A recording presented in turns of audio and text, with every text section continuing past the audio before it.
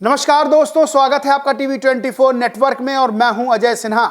Supreme court से राहुल गांधी को बड़ी राहत मिली है, यानी मानहानि के मामले में राहुल गांधी को सुप्रीम कोर्ट ने बड़ी राहत दी है। दरअसल मामला 2019 का है, जब राहुल गांधी का एक बयान चर्चा में आ गया था और आरोप लगे राहुल गांधी पर कि राहुल गांधी ने मानहानि की है गृह मंत्री अमित शाह की। दरअसल बीजेपी के एक नेता ने राहुल गांधी पर निचली अदालत में मामला दर्ज कराया था और यह आरोप लगाया था कि राहुल गांधी ने अमित शाह की मानहानि की है और इसको लेकर निचली अदालत ने सुनवाई की थी मामले की। अब सुप्रीम कोर्ट ने सीधे तौर पर एक आदेश जारी किया है और आदेश देकर कहा है कि अब ट्रायल कोर्ट में मामला नहीं सुना जाएगा जब तक हमारा अगला आदेश नहीं आ जाता है। 2019 में झारखंड का ये मामला है। झारखंड में जहां राहुल गांधी एक जनसभा को संबोधित कर रहे थे, वहां पर जो है ये कथित तौर पर अमित शाह के अपमान का मामला सामने आया था। चाईबासा में राहुल गांधी ने टिप्पणी की थी अमित शाह पर और कथित अपमान का मामला सामने आया था, जहां पर बीजेपी के नेता ने मामला दर्ज कराया था। बीजेपी के नेता नवीन झा, उन्होंने मामला दर्ज कराया था और आरोप लगाया था कि यहां पर मानहानि हुई है अमित शाह की। अब इस मामले पर राहुल गांधी के जो वकील हैं वो अभिषेक मनु सिंघवी थे। अभिषेक मनु सिंघवी ने दलील देते हुए बात कही कि जो मानहानि का मामला होता है वो जिसकी मानहानि होती है वो दर्ज करवाता है, वो इसका विरोध करता है। वहां दूसरा जो तीसरा कोई शख्स है, जो तीसरी पार्टी है, प्रॉक्सी पार्टी, वो इस मामले को नहीं उठा सकते हैं।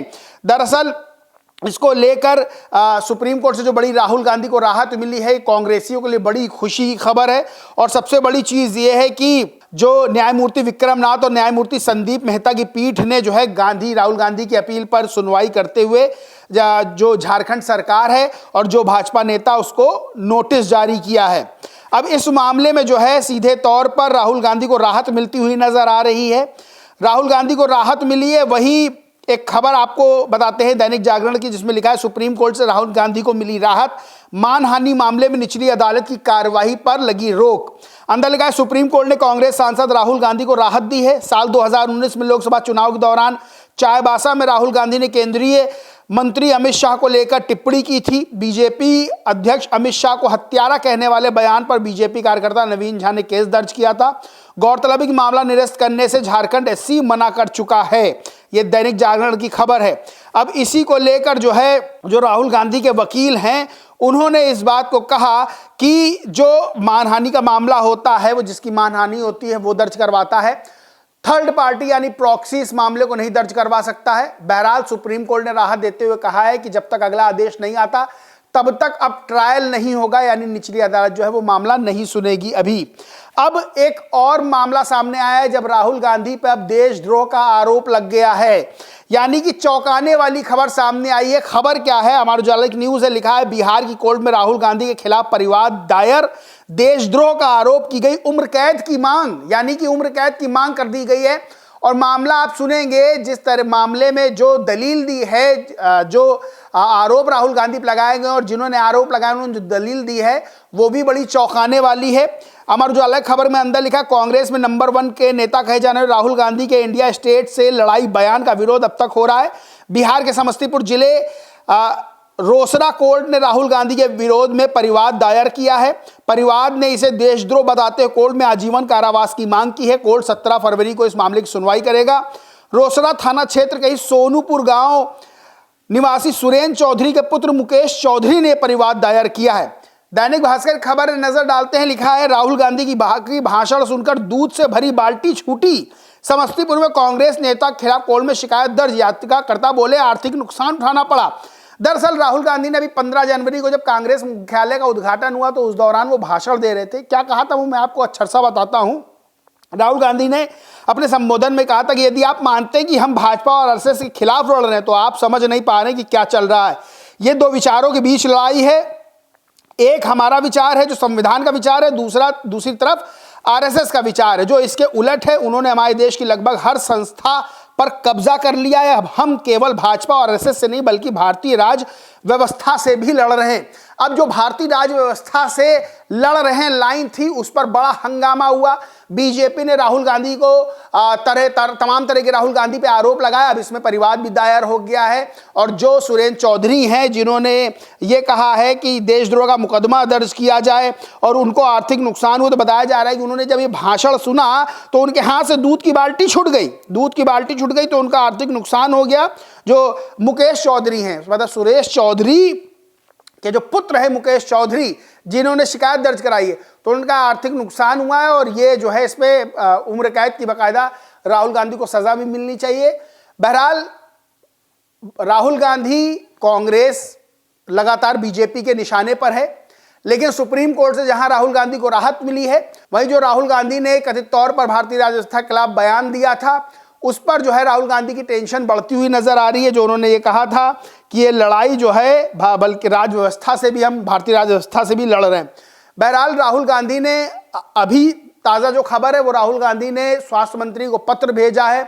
पत्र क्या है? एम्स संबंधित। दरअसल कुछ दिन पहले भी राहुल गांधी एम्स का अचानक रात में दौरा करते हैं, वहाँ जो स्थितियाँ वो देखते हैं, रैन बसेरा यानी कि जहाँ जो तीमारदार वगैरह ठहरते हैं वहाँ की व्यवस्थाओं को देखते हैं, उसको लेकर वो ट्वीट भी करते हैं। और अब पत्र जारी किया है तो राहुल गांधी ने क्या लिखा है?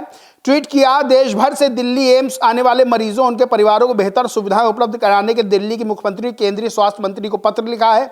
पिछले दिनों मैंने देखा कि ठिठुरती ठंड में मेट्रो स्टेशन के नीचे सोने को मजबूर है, जहां ना तो पीने का पानी की व्यवस्था है ना शौचालय की, आसपास कूड़े कचरे का भी ढेर लगा रहता है। इतनी बड़ी संख्या मरीजों का दिल्ली एम्स आना यह भी दिखाता है कि लोग जहां रहते हैं वहां उन्हें सस्ती और अच्छी क्वालिटी की स्वास्थ्य सुविधाएं नहीं मिल रही हैं। मैं उम्मीद करता हूं मेरे पत्र का संज्ञान लेते हुए दिल्ली के मुख्यमंत्री केंद्रीय स्वास्थ्य मंत्री इस मानवीय संकट को हल करने के लिए तत्काल कदम उठाएंगे। साथ ही आशा है केंद्र सरकार आगामी बजट में पब्लिक हेल्थ केयर सिस्टम को मजबूत करने के लिए ठोस पहल करेगी, उसके लिए जरूरी संसाधनों को बढ़ाएगी। दिल्ली में विधानसभा चुनाव है, आम आदमी party versus Congress versus BJP देखने को मिल रहा है। राहुल गांधी भी सक्रिय हो गए हैं।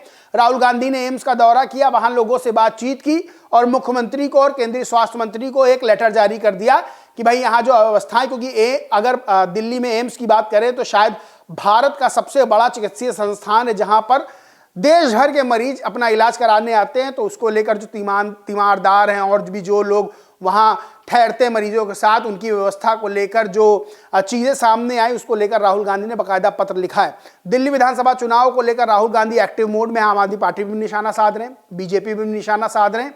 सवाल ये भी खड़े होते हैं कि सिर्फ एम्स ही नहीं, अगर पूरे देश में सरकारी अस्पतालों की अगर व्यवस्था उठा कर देखी जाए तो आपको बहुत सी कमियां नजर आएंगी। कभी अस्पताल के अंदर कुत्ता टहलता हुआ मिलता है, कभी मरीज के बेड पे कुत्ता बैठा हुआ मिलता है, कभी गाय अंदर टहलती हुई मिलती है, तो तमाम तरह की व्यवस्थाएं हैं। बहरहाल राहुल गांधी ने पत्र लिखा है। राहुल गांधी के लिए एक अच्छी खबर है कि सुप्रीम कोर्ट से उनको राहत मिल गई है। जो अमित शाह पर उन्होंने 2019 में बयान दिया था और जो आरोप है कि उन्होंने अमित शाह के लिए हत्यारा शब्द का प्रयोग किया था। राहुल गांधी ने यह कहा था कि बीजेपी अपने कार्यकर्ताओं के हत्यारों को भी अध्यक्ष बना देती है। आपको बता दें अमित शाह बीजेपी के अध्यक्ष थे। अब सबसे बड़ी चीज यह है कि राहुल गांधी को दूसरी तरफ एक टेंशन भी मिल गई कि राहुल गांधी पे एक परिवाद दायर हो गया है और जो उन्होंने बयान दिया था 15 जनवरी को कांग्रेस मुख्यालय के उद्घाटन के समय, जब उन्होंने कहा था कि हम आरएसएस बीजेपी से तो लड़ ही रहे, साथ ही साथ भारतीय राज्य व्यवस्था उससे भी लड़ रहे हैं, इसको लेकर भी बीजेपी ने बाकायदा ये कहा था कि अब देश के खिलाफ राहुल गांधी सीधे तौर पर जंग छेड़ रहे हैं। बहुत से आरोप ये भी लगे थे कि सीधे शहरी नक्सली हैं राहुल, तमाम तरह के आरोप लगे थे। बहरहाल राजनीति में आरोप लगते रहते हैं। तो राहुल गांधी के लिए दो खबरें, एक अच्छी खबर जहां सुप्रीम कोर्ट से राहत मिली, दूसरी खबर ये कि परिवाद दायर हो गया और परिवाद दायर करने वाले ने बाकायदा ये कहा, आरोप लगाने वाले ने, कि ये देशद्रोह है, इनको जो है उम्र कैद की सजा दी जाए। मुझे इनका बयान सुन के बड़ा झटका लगा, मेरे हाथ से दूध की बाल्टी छूट गई, इतने रुपए का मेरा नुकसान हुआ है।